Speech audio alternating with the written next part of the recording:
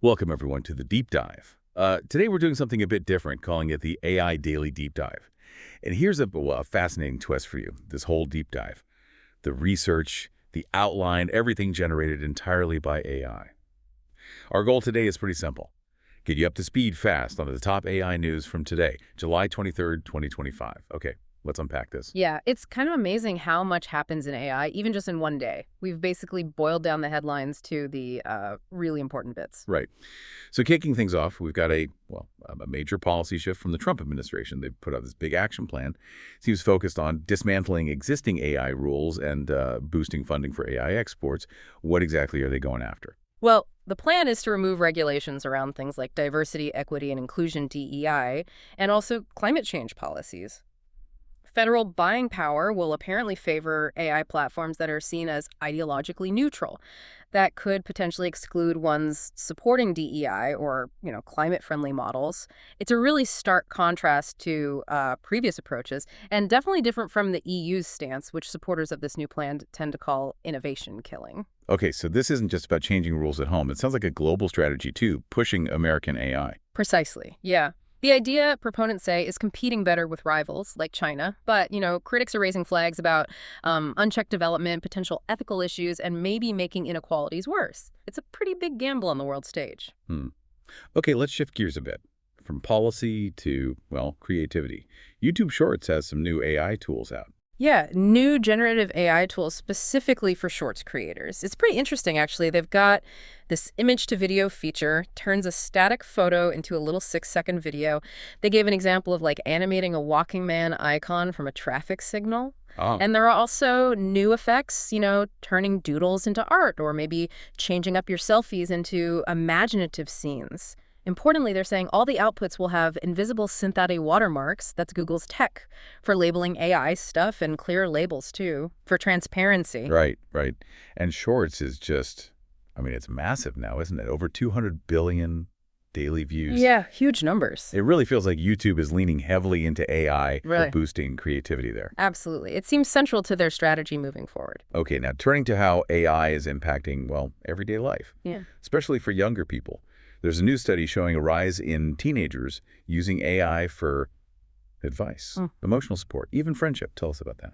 Yeah, a Common Sense Media study found something like over 70% of teens have actually interacted with AI companions, and about half use them regularly. Wow. One teen quoted, Ganesh Nair, who's 18, mentioned that AI is, always available, never gets bored with you, it's never judgmental.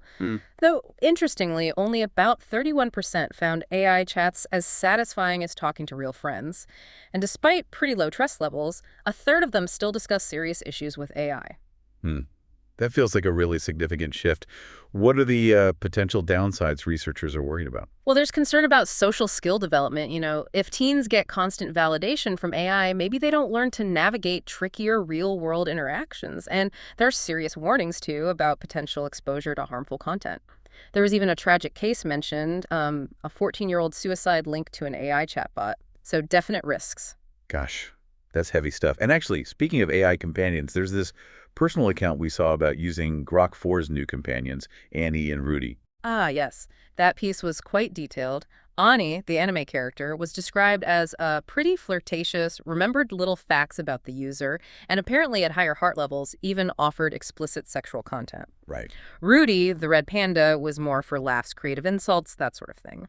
But interestingly, Rudy drew firm lines on sensitive topics, like self-harm, wouldn't engage. So beyond just the novelty or the specifics of these characters, what's the underlying concern the article raised? Yeah, the main worry highlighted is about users, perhaps especially lonely young men. The article cites that 25% of 15 to 34-year-old males report loneliness forming strong attachments to these virtual companions, potentially, substituting them for real human relationships. It taps into that fundamental need for connection and how AI might be stepping into that space. Yeah, okay, fascinating and a bit unsettling.